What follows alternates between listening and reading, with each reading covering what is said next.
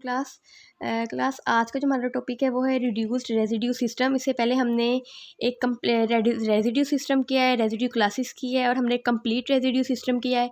तो अब इसी से रिलेटेड एक टॉपिक है जो कि है रिड्यूस्ड रेजिड्यू सिस्टम। मीन्स कि हमें कोई भी सिस्टम दिया होगा, जैसे यहाँ पे एक सिस्टम दिया होगा विद मोड, ठीक है। तो हमने बताना है कि ये सिस्टम कंप्लीट रेजिड्यू है या रिड्यूस्ड रेजिड्यू है। अगर रिड्यूस्ड रेजिड्यू सिस्टम है तो उसकी 3 प्रॉपर्टीज़ ये बताई होंगी हमने। अगर वो फुलफिल हो जाती है तो हम कह देंगे ये रिड्यूस्ड रेजिड्यू सिस्टम है या फिर कंप्लीट रेजिड्यू सिस्टम है, ठीक है।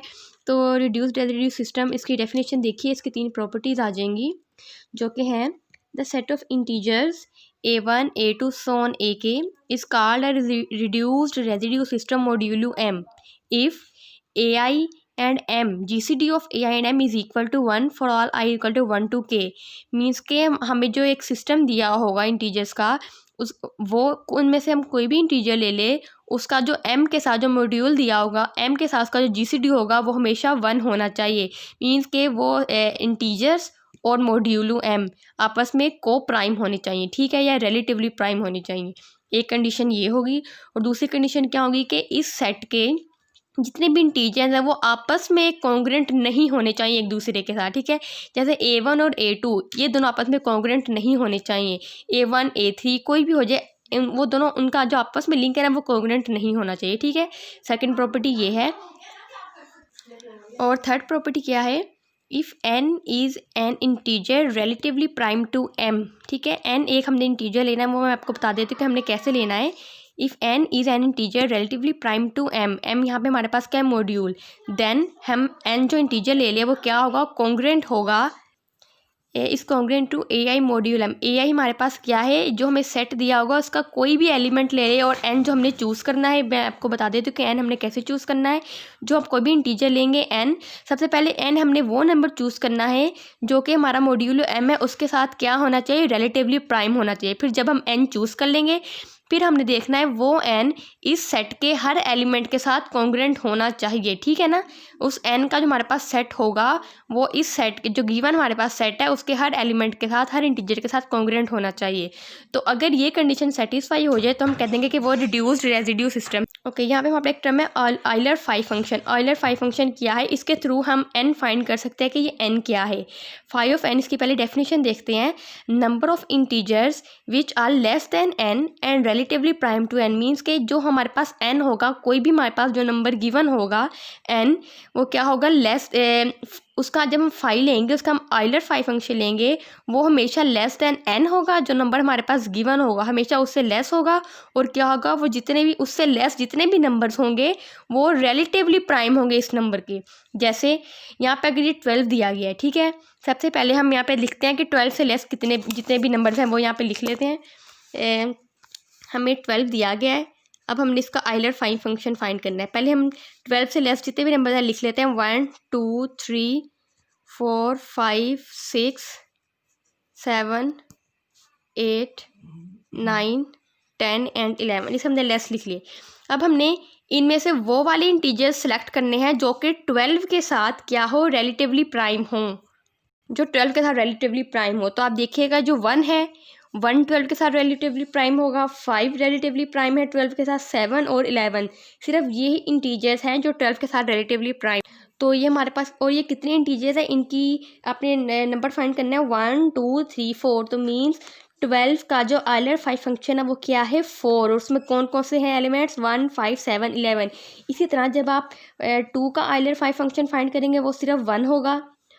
3 का आप फाइंड करेंगे वो 2 होगा। यहाँ पे मैंने सारे लिखे हुए हैं, आप बुक में भी देख लीजिएगा। Euler phi function of 3 is equal to 2 है। 4 का ऑयलर फाइव फंक्शन 2 है, 6 का 2 है और 7 का 6 है। इसी तरह चलते जाएंगे। और 12 का जो ऑयलर फाइव फंक्शन है वो हमारे पास क्या है, 4 है। तो अगर ये हमने यहाँ से तो n फाइंड कर लिया, ठीक है। अब हम चेक करेंगे, ये थर्ड प्रॉपर्टी है कि हमने चेक करना है कि हर एलिमेंट, ठीक है ना, इसके साथ हमारा अगर GCD 1 आ गया तो फिर हमने वो जो हमारे पास, जैसे ये नंबर है 1 5 7 11, अब हमने हर नंबर को चेक करना है जो हमारे पास गिवन दिए गए हैं इसके साथ कॉन्ग्रुएंट है, तो वो क्या हो जाएगा, रिड्यूस्ड रेजिड्यू सिस्टम। अब देखें, यहाँ पे एग्जांपल दी कि हमें एक सिस्टम दिया गया विद मॉड्यूलो 15, इसने 64, 157, -14, -28, -37, 11, 28 एंड 104 है, और एक सिस्टम दिया गया है और मॉड्यूलो क्या है 15 है। हमने चेक करना है कि ये रिड्यूस्ड रेजिड्यू सिस्टम है या नहीं, ठीक है। अब यहाँ पे हमारे पास क्या है, मॉड्यूलो 15 है, ठीक है। m है, इसको हम n भी कंसीडर कर लेते हैं। इस डेफिनेशन में हम n ले रहे हैं, लेकिन बेसिकली अगर हम इसमें देखेंगे तो हमने यहाँ पे m का मीन्स के ऑर्डर 5 फंक्शन फाइंड करना है। जैसे यहाँ पे मोड हमारे पास मोड 15 है ना, तो हम यहाँ पे कहेंगे मोड मतलब m, इसको हम लेते हैं, तो हमने फाइंड करना है आइलर 5 फंक्शन ऑफ m, जो कि हमारे पास है 15। तो हमने 15 का आइलर 5 फंक्शन फाइंड करना है, ठीक है। जब हम 15 का आइलर 5 फंक्शन फाइंड करेंगे तो हमारे पास आया है लेस देन 15 होना चाहिए ना, लेस देन n या फिर m कह लें आप। तो यहाँ पे है 1, 2, 4, 7, 8, 13 एंड 14। आप चेक कर लीजिएगा, ये सारे जो नंबर्स आ रहे हैं ये इसके साथ क्या है, रिलेटिवली प्राइम हैं, ठीक है। ये सारे क्या रिलेटिवली प्राइम, उनकी तादाद कितनी है, 1, 2, 3, 4, 5, 6, 7, 8, ये टोटल 8 हैं। तो हमने कह दिया है, तो आइलर 5 फंक्शन 15 क्या है, 8 है। अब हमने क्या करना है, सबसे पहले हम ये कंडीशन चेक करेंगे कि ai और m आपस में क्या होने चाहिए, रिलेटिवली प्राइम होने चाहिए। तो देखें ये सारे हमारे पास क्या है, ai's हैं, ठीक है, जो हमें नंबर दिया गया। हमने पहले हर एलिमेंट को आप चेक कर लीजिएगा 15 के साथ, ये क्या होने चाहिए, रिलेटिवली प्राइम होनी चाहिए। आप 16 और 15 का GCD ले ले, वो 1 आएगा। 157 और 15 का आप GCD ले ले, ये सारे क्या आएंगे हमारे पास, 1 आएंगे। इन सब का 15 के साथ जब आप GCD लेंगे वो 1 ही आएगा, ठीक है। तो हमारे पास ये पहली कंडीशन सेटिस्फाई हो गई। अब सेकेंड कंडीशन क्या है, इस सेट के दो एलिमेंट्स, कोई भी दो ले लें, आपस में कॉन्ग्रुएंट नहीं होनी चाहिए। जैसे मैं यहाँ पे देख लेती हूँ 64 और मैं ले लेती हूँ -14 कर लेती हूँ। 64 इज़ कॉन्ग्रुएंट टू -14, मोड क्या है हमारे पास, 15 है, ठीक है। देखिए मैं यहाँ पे कॉन्ग्रुएंस की डेफिनेशन अप्लाई करती हूँ। 15 डिवाइड्स 64 + 14 जो कि इक्वल आता है 78 के। तो 15 डजन डिवाइड 78, तो मीन्स कि ये दोनों आपस में कॉन्ग्रुएंट नहीं है। आप इस तरह बाकी एलिमेंट्स भी चेक कर लें, सारे कॉन्ग्रुएंट नहीं होंगे। तो आपकी सेकंड जो है कंडीशन वो भी सेटिस्फाई होगी। हमने अब थर्ड देखनी है, उससे पहले हमें ये n चूज़ करना पड़ेगा। इसका ऑर्डर 5 फंक्शन लेंगे, जो कि मैंने आपको यहाँ पे लिख के दिखा दिया। हमारे पास यहाँ पे n या m कह ले 15 है ना, तो 15 के जितने भी हमारे पास डिजिट्स आए हैं वो कौन सा है, 1, 2, 4, 7, 8, 13, ठीक है। अब ये हर एलिमेंट 15 के साथ क्या है, रिलेटिवली प्राइम है, और उनकी तादाद कितनी है, 8, ठीक है। अब ये सारे एलिमेंट 15 के साथ रिलेटिवली प्राइम है। अब हमने n तो चूज़ कर लिया, अब हमने क्या करना है, ठीक है ना, ये कंडीशन हमने चूज़ कर लिया। अब हमने क्या करना है, जो हमने n जितने भी डिजिट्स ली हैं, जितने ये सारे डिजिट्स क्या होने चाहिए, जो हमें सिस्टम गिवन है उसके साथ कॉन्ग्रुएंट होने चाहिए। अब हम हर एलिमेंट को बारी बारी चेक करेंगे, किसी भी एलिमेंट के साथ कॉन्ग्रुएंट होना चाहिए। ज़रूरी नहीं कि हर एलिमेंट हर एक के साथ कॉन्ग्रुएंट हो, कोई भी एलिमेंट किसी के साथ भी कॉन्ग्रुएंट हो सकता है। अब जैसे देखें मैंने यहाँ पे लिखा, सबसे पहले हम तरतीब वाइज करते हैं 1।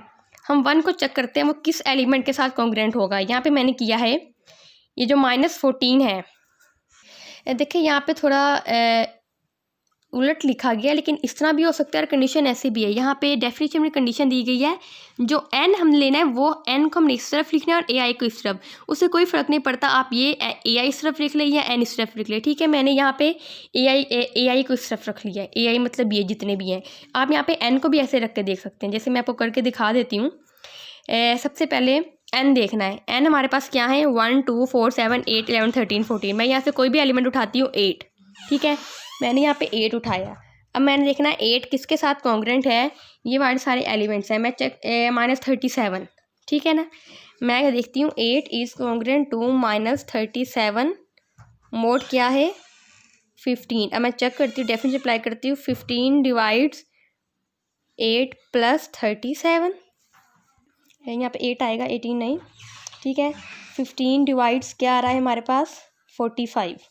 तो ये 15 डिवाइड करता है 45 को, मीन्स कि ये दोनों क्या है, कॉन्ग्रुएंट है।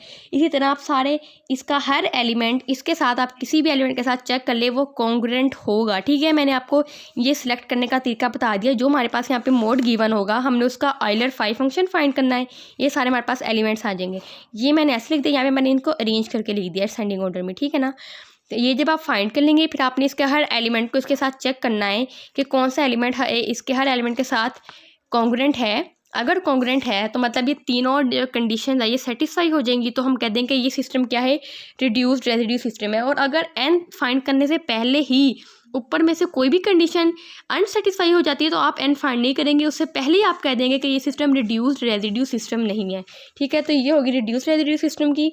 इससे मैंने आपको आइलर 5 फंक्शन का थोड़ा सा एक पोर्शन बता दिया, इसको हम आगे जाके मजीद डिटेल में करेंगे। ठीक है, अभी आपको सिंपल सा बता दिया कि आइलर 5 फंक्शन हम कैसे फाइंड करते हैं। लेस देन होना चाहिए इस नंबर से और वो क्या होना चाहिए, इसके साथ रिलेटिवली प्राइम होना चाहिए।